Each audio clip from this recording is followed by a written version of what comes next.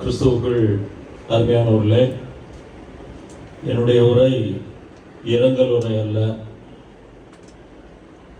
என் சகோதரனுடைய இறுதி பயணத்திலே என்னுடைய கடமையினுடைய வார்த்தைகள். பொதுவாக இவ்விதமான இறுதி பயணங்களிலே இரங்கல் உரைகளை நாம் தவிர்க்க வேண்டும் என்று விரும்புகின்றவன். இன்றும் எங்கள் தலைமை பொதுவரிடத்திலே நாங்கள் ஆலோசித்த பொழுது, நீங்கள் சில வார்த்தைகளை கூறுங்கள், ஒரு நன்றியாக நான் சில வார்த்தைகளை கூற வேண்டியது கட்டாயம். குடும்பத்தின் சார்பிலே என்னுடைய மைத்துனர் பக்தசிங் அவர்களும் 2 வார்த்தைகள் கூறட்டும். இவ்விதமான சூழ்நிலைகளிலே இதை விரும்பாத நான், எங்களுடைய எண்ணங்கள். ஆனால் என் அன்பு சகோதரனுடைய இந்த இறுதி பயணத்திலே தாங்களாகவே வற்புறுத்தி கேட்டு அவனை குறித்த எண்ணங்களை வெளிப்படுத்த வேண்டும் என்று அவர்கள் விரும்பியதை தவிர்க்க இயலவில்லை. அதுதான் இந்த இரங்கல் உரைகளை நீண்டு போவதற்கு காரணம். தயவாய் மன்னிக்க வேண்டுமாய் உங்களை அன்போடு கேட்கின்றேன். என்னுடைய வார்த்தைகள் அனுபவத்தின் சாட்சியின் வார்த்தைகள். ஏனென்றால் என்னுடைய சகோதரன் இன்று நான் இருக்கின்ற நிலையில் இருக்கும்போது அவனை நாங்கள் தோளில் ஏந்தி குழந்தையாக சுமந்து தெரிந்த பருவம் அவனுடைய பருவம். நாங்கள் இதே நிலை. அவன் எங்களுடைய தோளிலே குழந்தை. அப்படி என்றால் அவனை குறித்த எண்ணங்கள் உடன் பிறந்தவர்களாகிய எங்களுக்கு எப்படி இருக்கும் என்பதை வெளிப்படுத்தி அவனுடைய வாழ்விற்கான நன்றியினை கடவுளுக்கும் தெரிவிப்பதற்காகவே என்னுடைய வார்த்தைகள். நாங்கள் எங்களுடைய பெற்றோருக்கு 7 பேர். எனக்கு மூத்தது என்னுடைய சகோதரி, நான் 2வது. அடுத்து என்னுடைய சகோதரன் சென்னையிலே வசித்துக் கொண்டிருக்கின்றான். 3 சகோதரிகள். கடைசியாக என்னுடைய நாங்கள் முதலாவது வழி அனுப்பி வைக்கின்ற என்னுடைய இளைய சகோதரன். சென்னையிலே 1999ஆம் ஆண்டு அவருடைய என்ஜினியரிங் MBA முடித்துவிட்டு எனக்கு அடுத்த சகோதரனுடைய இல்லத்திலே தங்கியிருந்து அவன் வேலைக்காக காத்திருந்த நாட்களில் அவனுக்கு ஏற்பட்ட விபத்தும் அவனுடைய சேவை செய்கின்ற நிலையில் ஏற்பட்ட விபத்து. அந்த நிலையில் சுருக்கமாக போக வேண்டும். ஏற்பட்ட விபத்தினால் அவன் கார் டிரைவிங், பின்பதாக வந்த கார் மோதியது நிமித்தமாக கண்ட்ரோல் இல்லாமல் அவனுடைய 23 வயதில் கார் அப்சைட் டவுன் ஆகி ரோல் ஆகி அவனுடைய C3 C4 கழுத்து எலும்புகள் கம்ப்ரஸ் ஆகி அவனுக்கு நடக்க இயலாத ஒரு சூழலை அன்று ஏற்படும் என்று நாங்கள் எதிர்பார்க்காமல் கிட்டத்தட்ட 3-4 ஆண்டுகள் சென்னை விஜயா ஹாஸ்பிட்டல், CMC, பெங்களூர் விதமாக எப்படியாகிலும் ஒரு சுகம் கிடைத்து விடாதா என்ற அவருடைய, இன்று நாங்கள் அவருடைய நிலையை அறிந்திருக்கிறோம். அன்று அறிந்திருந்தாலும் ஒரு ஏக்கம், எப்படியாகிலும் அவரை நடக்க வைக்க வேண்டும். இயலவில்லை. 27 ஆண்டுகள். எதற்காக சொல்லுகிறேன் என்றால், அன்னையருடைய தாயார் உண்டு. ஒரு 3.5-4 ஆண்டுகளுக்கு முன்பதாக வரைக்கும் அவனுக்கு உறுதுணையாக இருந்து இந்த இல்லத்திலும் பழைய வீட்டிலும், இதற்கு முன்பதாக என்னுடைய மூத்த சகோதரி, என்னுடைய இளைய சகோதரன் குளித்துறையில் என்னுடைய சகோதரி இல்லங்களிலே தங்கியிருந்த காலங்களிலும் என்னுடைய தாயாரும் கூடவே இருந்து இறுதி வரை அவர்கள் முழு பலத்தோடு கவனிக்க இயலாவிட்டாலும் என் தாயினுடைய பங்களிப்பு அவனுக்கு மிகவும் சிறப்பான பங்களிப்பு. அவர்களுடைய ஜெபம் அவனுக்கு என் தாய் ஊட்டியது தெய்வ பயமும் நற்செய்தியும் நல்ல வாழ்வும். அதை அவன் ஏற்றுக்கொண்டு இன்று நாங்கள் தேற்றப்படுவதற்கு காரணம்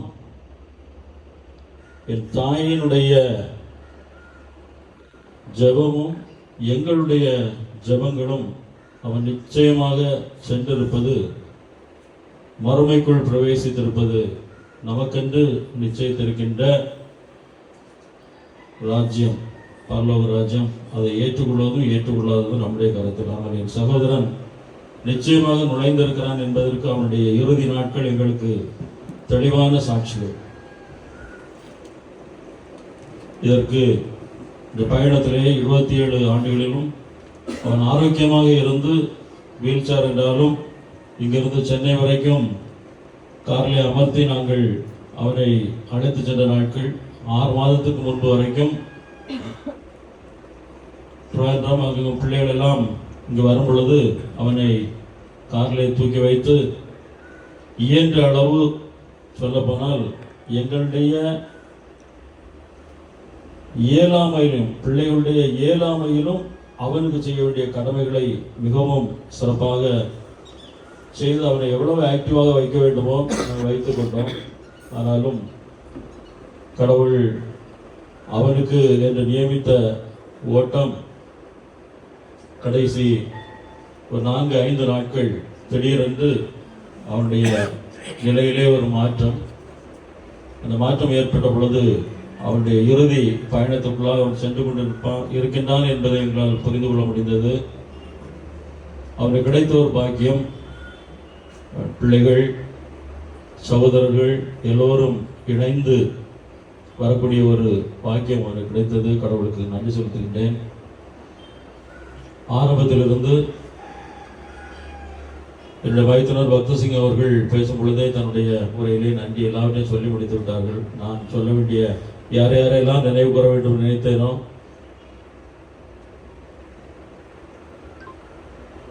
எல்லாரையும் நினைவு கூர்ந்தார்கள்.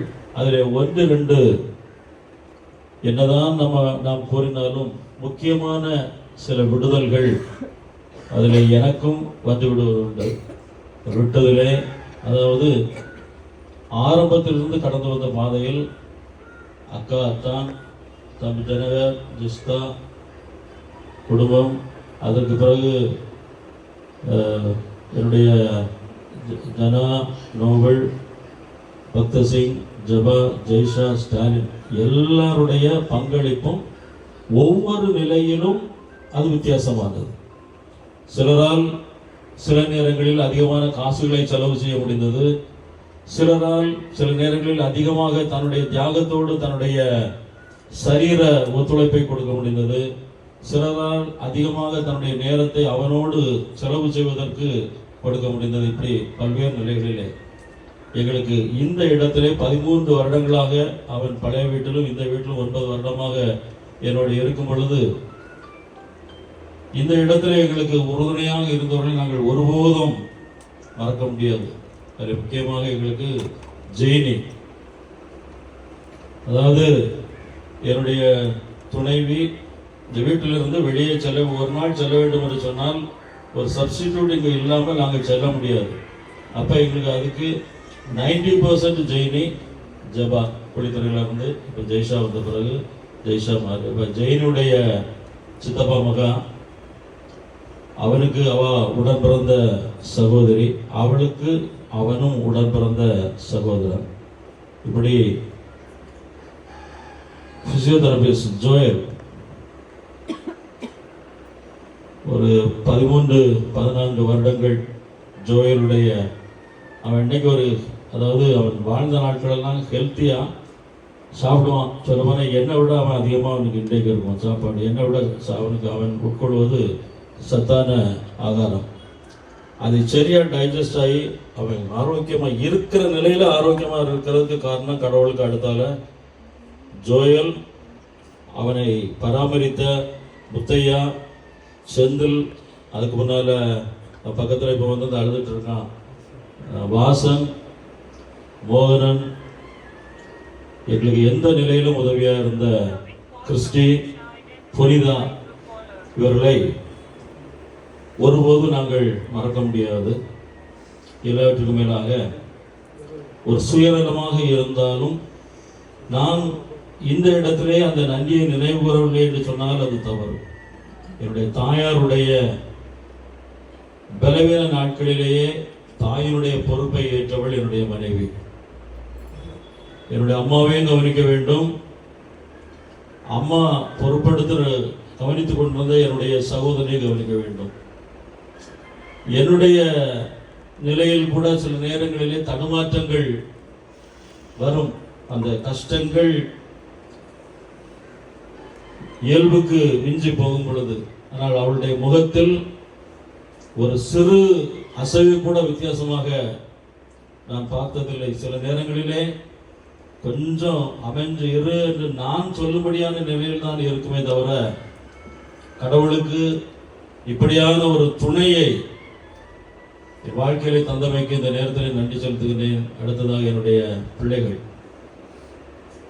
சின்ன பிள்ளைகளாக இருக்கும்போது என் பிள்ளைகள்னு சொல்லும்போது எங்கள் எல்லாருடைய பிள்ளைகளும், ஜனவருடைய பிள்ளைகளாக இருந்தாலும் சரி, அக்காவுடைய பிள்ளைகளாக இருந்தாலும் சரி, ஜபா பிள்ளைகள், ஜெய்ஷா பிள்ளைகள், ஜனா பிள்ளைகள், எல்லாருமே அவருக்கு பிள்ளைகள் தான். அதை எப்படின்னு உங்ககிட்ட அதை விவரிச்சே எனக்கு சொல்ல முடியல. சொல்லப்போனால் என்னுடைய பிள்ளைகள் சில நேரங்களில் என்னிடத்தில் பாசமாக இருப்பதை விட அவனிடத்தில் இருக்கிறார்கள் என்பதை என்னால் சில நேரம் புரிந்து கொள்ள முடியும்.